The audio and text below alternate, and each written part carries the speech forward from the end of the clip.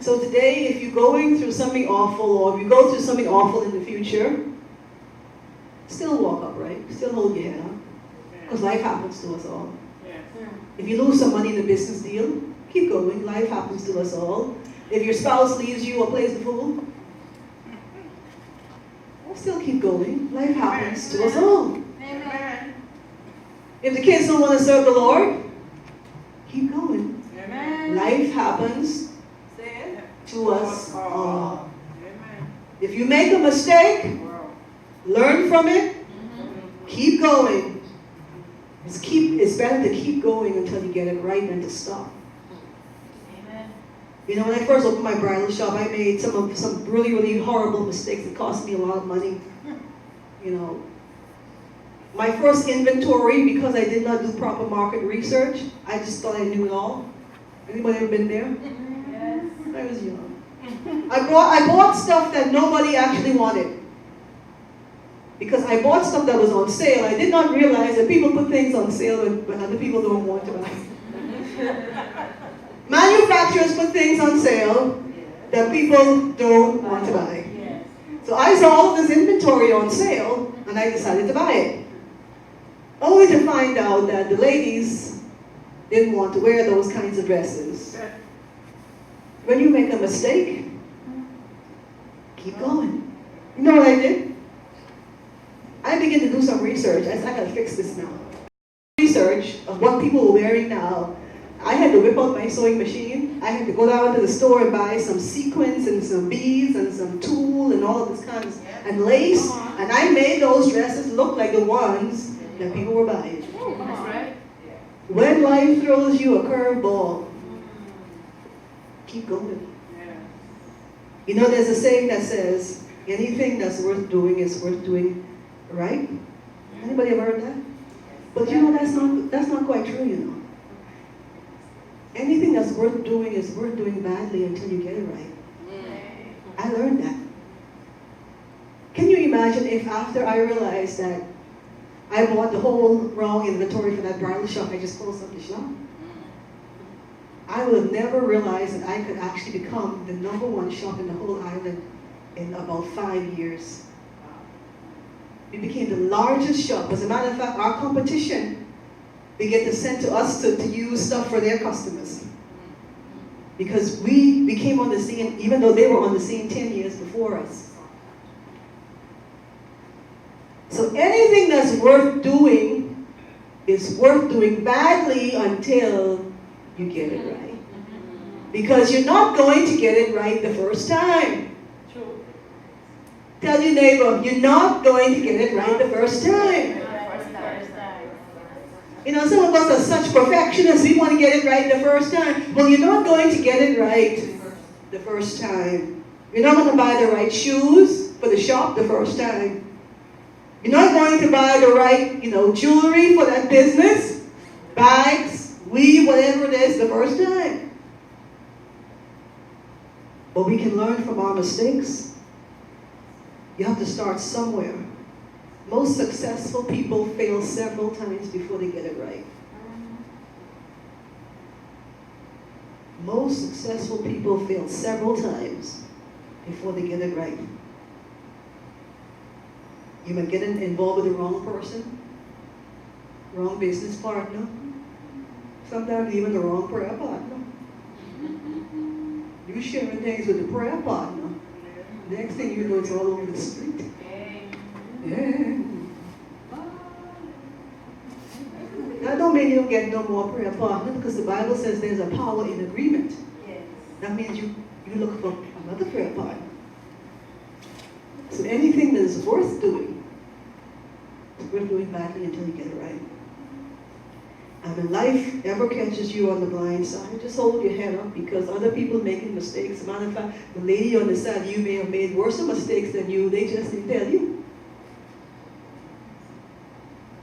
Look at the lady on the side of you and say, "That's true." Oh my goodness, nobody wants to answer that. Hey. The old folks used to put it this way. They said, if it don't kill you, it will strengthen you. If it don't kill you, it will strengthen you. So hold your head up high. So number 3, find your passion. If you want to know how to survive as an emergent leader, how to keep your motivation up, how to deal with life when it comes at you, number 3 is find your passion. Don't spend your whole life living in somebody else's world. After you've done with the kids, and after you've done with your job, and after you've done with your spouse or your friend, what is your passion? Because that is the thing that you're going to hold on to until the day you die. When those kids are gone and they're married and they're not even studying you, you call in and you say, hello, is Justin there? He gone out? Okay, then I might call. Amen. Tell your sister on the side of you, get a life. Get a life. Get a life.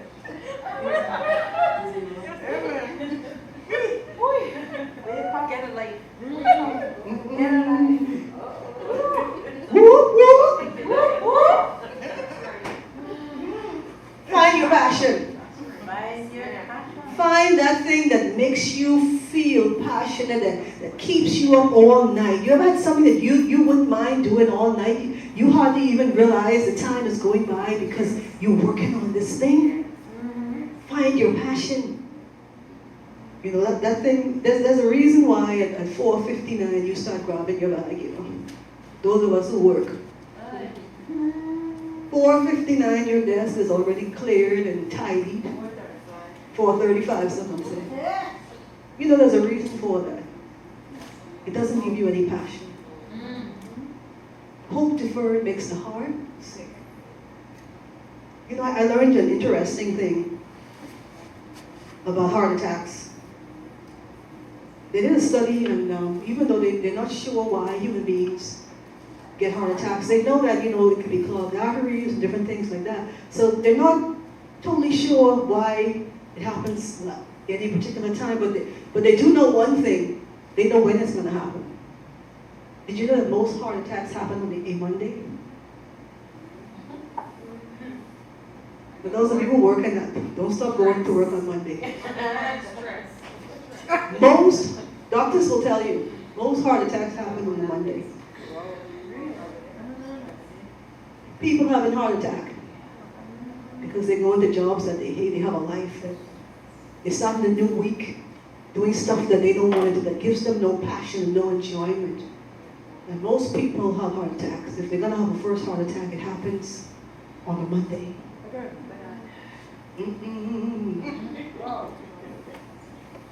And I found something very interesting. I said I'm going to do some more research on this. I know we have some staff here from the hospital, so maybe you can help me with this one. But why is it that on Mondays there are more old people there? Is Mondays like old people time or something? Anybody know? Because every time if I go to the hospital on a Monday morning, it's full of old people.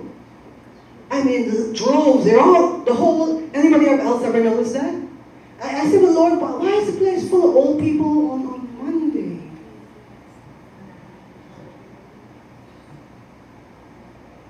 Monday used to be the start of the week when people find their purpose and reach their destiny and work on the things that give them passion. But if you get to a place where you're not working on anything, you're retired from life, then what are you going to do on a Monday?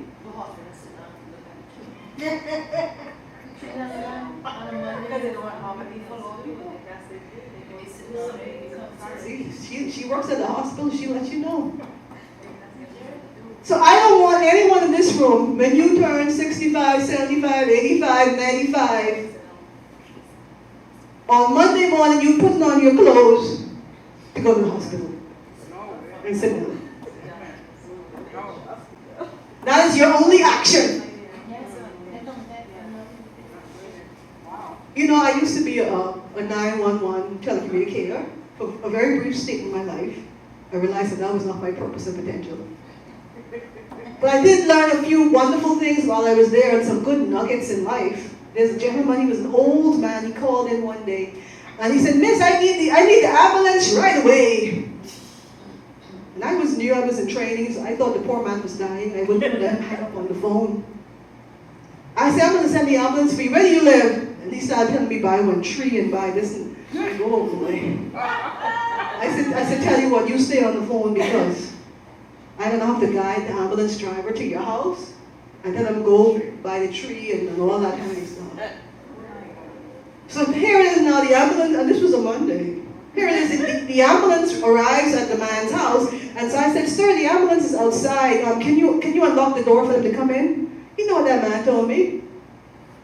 He said, miss, I'm in the shower, I'm putting on my clothes.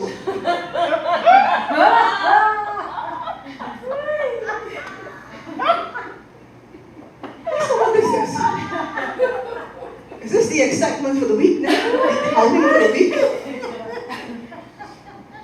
Is this the only way this man can get out of this house? That man told me he just come out the shower, he put on his clothes. See, we don't want to come to the end of, a season in our life. Let me don't say the end of our life, because it ain't the end. It's just a season. The season has changed. We don't want to come to the end of one season, move into another season, and we have nothing. So you have to find your passion while you have time, while you're young, while you have energy. And anyone in here who's under 70, you're young and you have enough energy to do it. Because last time I checked, the Colonel, that Kentucky guy we were joking about earlier, I think he was 65 when he opened his first Kentucky. Yes. So nobody can have excuse. Come on. Most of us far from that. Far from that. All right, ladies, we come to the end of our time for today. I hope I've got your appetite for session 2. Amen, amen? Amen.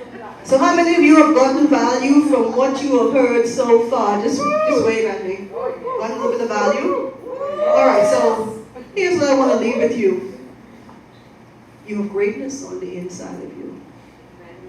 You have the ability to do more than you have ever imagined. I like this poem. It was written actually by a fellow by the name of Burton Braley, but I had to kind of paraphrase it to bring it into our context. Well, he said, if you want a thing bad enough to go out and fight for it, to work day and night for it, to give up your time, your peace, and your sleep for it, if all that you dream and scheme about is it, and life seems useless and worthless without it, if you'll gladly sweat for it, fret for it, plan for it, lose all your terror of the opposition for it, if you'll simply go after that thing that you want with all your capacity, strength, and sagacity, faith, hope, confidence, and stern pertinacity, if neither cold, nor famine, nor poverty, or desolation, nor sickness, nor pain of your body or your brain can turn you away from that thing that you want, if when life gets dark and grim, you still chase after and pursue it, and surely, with God's help, you will get it. Some see things as they are and ask why. Others dream things that never were and ask why not. Let me say it one more time. Some see things as they are and ask why. Others dream things that never were and ask why not.